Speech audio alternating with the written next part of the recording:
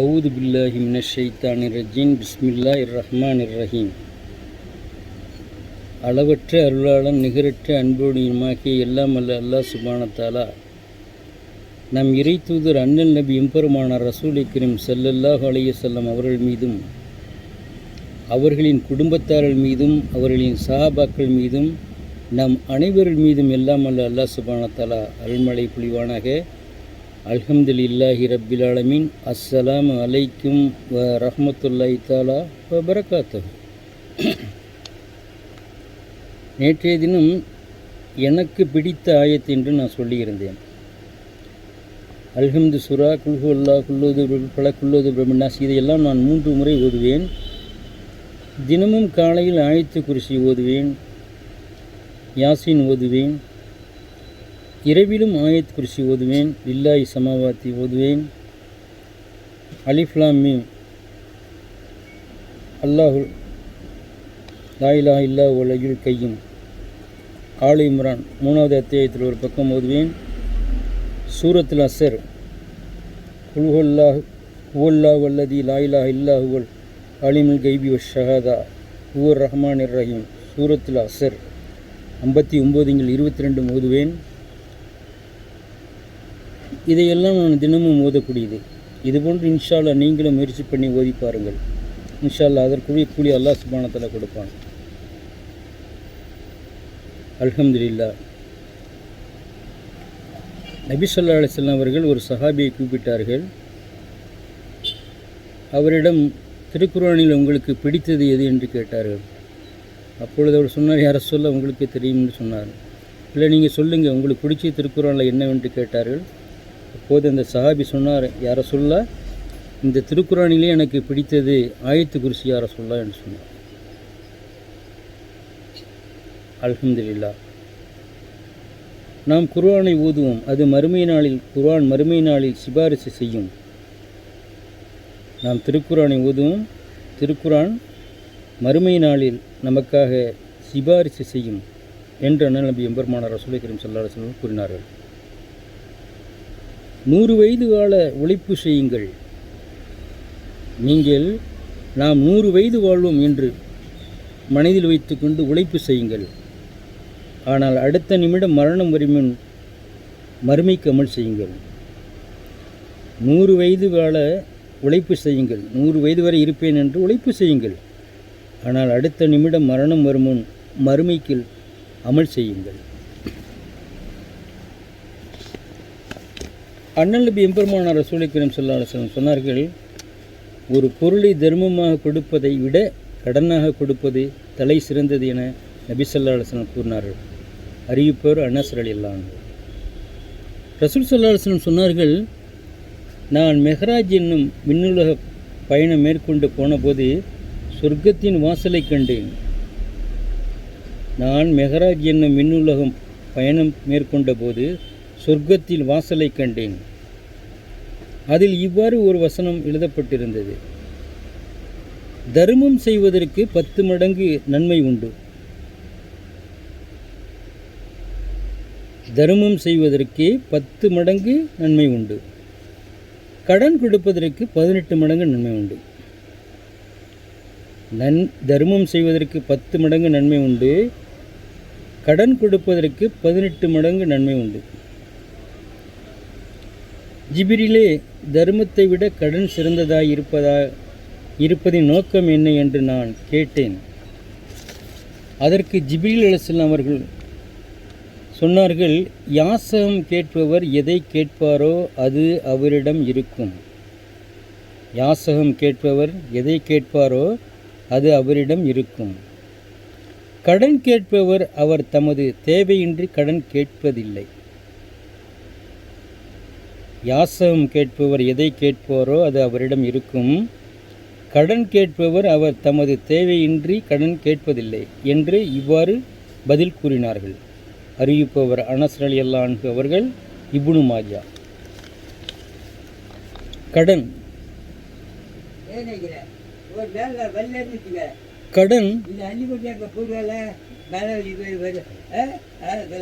கடன் தாங்கள் கடனை விட்டும் அதிகமாக பாதுகாத்து தேடுங்கள்.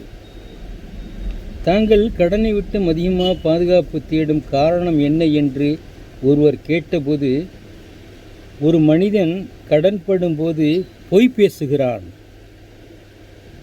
ஒரு மனிதன் கடன்படும் போது பொய் பேசுகிறான், வாக்களித்து விட்டு மீறுகிறான் என நபி ஸல்லல்லாஹு அலைஹி வஸல்லம் விளக்கம் அளித்தார்கள். அறிவிப்பவர் அன்னை ஆயிஷா ரலியல்லாஹு அன்ஹா அவர்கள். நூல் புகாரி. அல்ஹம்துலில்லாஹி ரப்பில் ஆலமீன். இன்ஷா அல்லாஹ் இன்றைய சூரத்துல் அபஸா என்னும் திருக்குரானிலிருந்து பார்ப்போம். நமது நபியாகி அவர் கடுகெடுத்தார், மேலும் புறக்கணித்தார் என்று அல்லாஹ் சுப்ஹானஹு வ தஆலா கூறுகின்றான். உயர்ந்த ஜாதி, தாழ்ந்த ஜாதி என்று 2 வகையினர் இருந்தனர். நம் இறைத்தூதர் அண்ணல் நபி எம்பெருமானார் ரசூலுல்லாஹி ஸல்லல்லாஹு அலைஹி வஸல்லம் அவர்கள் உயர்ந்த ஜாதிக்கு தீனுடைய தாவா பணி செய்யும்போது, தாழ்ந்த ஜாதியில் உள்ளவர் இடையில் அவருக்கு சொல்வதை எங்களுக்கும் சொல்லுங்கள் யா ரசூலுல்லாஹ் என்று கேட்டார். அதனுடைய விளக்கம் தமிழ் தர்ஜமாவை இன்ஷா அல்லாஹ் இப்பொழுது பார்ப்போம். அவுது பில்லாஹி மினஷ் ஷைத்தானிர் ரஜீம். பிஸ்மில்லாஹிர் ரஹ்மானிர் ரஹீம். நமது நபியாகி அவர் கடுகெடுத்தார், மேலும் புறக்கணித்தார். தன்னிடம் பார்வை இழந்தவர் வந்ததற்காக, நபியே உம்மிடம் வந்த அவர் பரிசுத்தவனாக ஆகிவிடக்கூடும் என்பதை உமக்கு எதை அறிவித்தது? அல்லது அவர் உம்முடைய உபதேசத்தை நினைவுபடுத்திக் கொள்வோராகலாம். அப்போது அவ்வுபதேசம் அவருக்கு பயனளிக்கும். ஆகவே எவன் பொருளாதார மேம்பாடு உடையவனோ அவனுக்கா நீர் செவிமடிக்கிறீர். மேலும் அவன் இஸ்லாத்தை ஏற்காது பரிசுத்தம் அடையாவிட்டால் உம்மீது குற்றமில்லை.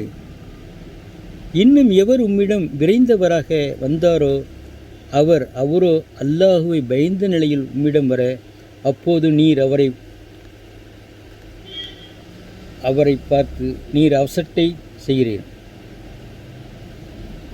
அவ்வாறென்று நிச்சயமாக குர்ஆன் ஆகிய இது உபதேசமாகும். எனவே எவர் இதனை கொண்டு நேரான வழியில் செல்ல நாடுகின்றாரோ அவர் இதனை நினைவு கொள்வார். இவ்வேதமானது சங்கையாக்கப்பட்ட ஏடுகளில் இருக்கிறது, உயிர்வாக்கப்பட்ட பரிசுத்தப்படுத்தப்பட்ட ஏடுகளில் இருக்கிறது. வானவர்களான எழுதுகொள்வோரின் கரங்கள் கொண்டு எழுதப்படுகிறது. அவர்கள் நல்லோர்களான சங்கை மிக்கவர்கள். காஃபிரான மனிதன் சபிக்கப்பட்டு விட்டான். நன்றி கெட்டு அவனை நிராகரிக்கக்கூடியவனாக இருக்கச் செய்தது எது? எப்பொருளிலிருந்து நிராகரிக்கும் அவனை அல்லாஹ்வாகி அவன் படைத்தான் என்று சிந்தித்தானா?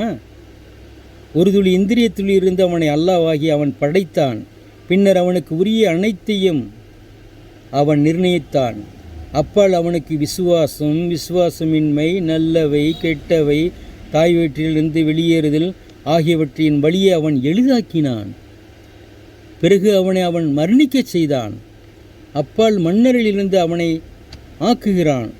பின்னர் தான் நாடும்போது அவனுக்கு உயிர் கொடுத்து அவன் எழுப்புவான். கடமையை நிறைவேற்றிவிட்டதாக காஃபிரானவன் கூறுவது போன்று அல்ல. கடமையை நிறைவேற்றிவிட்டதாக காஃபிரானவன் கூறுவது போன்று அல்ல. அல்லாஹ்வாகி அவன் இவனுக்கு ஏவியதை இவன் நிறைவேற்றவில்லை. எனவே காதை செவிடாக்கும் பயங்கர சப்தம் வந்துவிடும்போது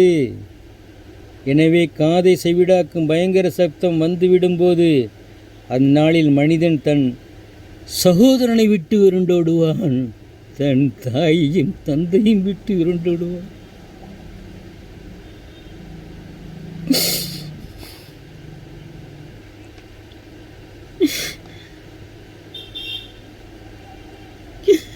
எனவே காதை செவிடாக்கும் பயங்கர சத்தம் வந்துவிடும்போது அந்த நாளில் மனிதன் தன் சகோதரனை விட்டு விரண்டோடுவான், தன் தாய் தந்தை விட்டு, தன் மனைவியை விட்டு, தன் மக்களை விட்டு விரண்டோடுவான். அந்த நாளில் அவர்களில் ஒவ்வொரு மனிதருக்கும் தன் சுற்றத்தாரை விட்டும் அவரை திருப்பிவிடும் ஒரு காரியம் உண்டு. எனினும் அந்த நாளில் சில முகங்கள் பிரகாசமுள்ளவையாக இருக்கும், சிரித்தவையாக மகிழ்வுடையவாக இருக்கும். இன்னும் சில முகங்கள்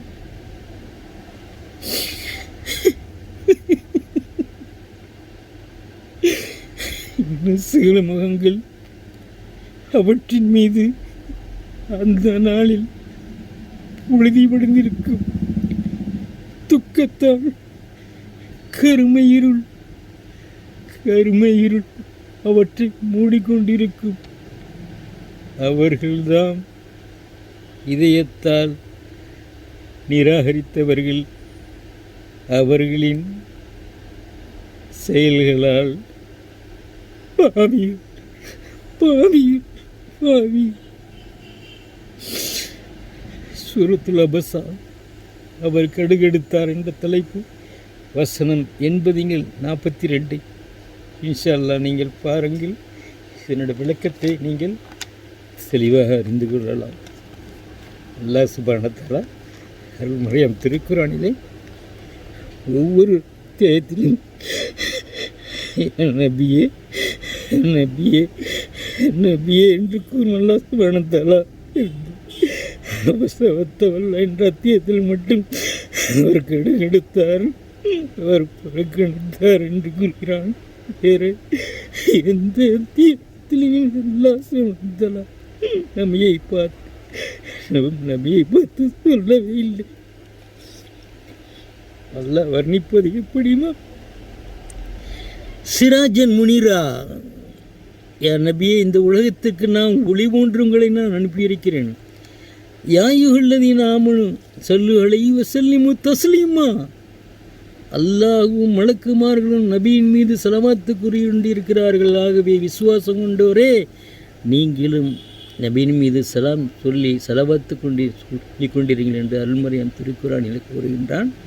ஆனால் இந்த ஒரு அத்தியாயத்தில் மட்டும்தான் நபி ஸல்லல்லாஹு அலைஹி வஸல்லம் அவர்களை அவர் கடுகெடுத்த, அவர் புறக்கணித்தார் என்று கூறுகின்றார். அல்லாஹ் சுப்ஹானஹு வ தஆலா அருள்மறையாம் திருக்குர்ஆனில் கூறுகின்றான், சிராஜன் முனீரா, என் நபியே, அகிலத்தார்க்கெல்லாம் ஓர் ஒளியாக நாம் உம்மை அனுப்பியிருக்கிறோம் என்று கூறுகின்றான். யா அய்யுஹல்லதீன ஆமனு ஸல்லு அலைஹி வஸல்லிமு தஸ்லீமா, விசுவாசம் கொண்டோரே, அல்லாஹ்வின் மீது, அல்லாஹும் அல்லாஹ்வுடைய மலக்குமார்களும் நபி மீது ஸலவாத்து கூறிக்கொண்டிருக்கிறார்கள். விசுவாசம் கொண்டோர்களே, நீங்களும் நபியின் மீது ஸலவாத்து சொல்லி சலாமும் கூறிக்கொண்டிருங்கள் என்று எல்லாம் அல்லாஹ் சுப்ஹானஹு வ தஆலா அருள்மறையாம் திருக்குர்ஆனில் கூறுகின்றான். இன்ஷா அல்லாஹ் நாளை உங்களிடம் விடைபெறுவது எம்எஸ்தீன். அஸ்ஸலாமு அலைக்கும் வரஹ்மத்துல்லாஹி தஆலா பரகாத்துஹு.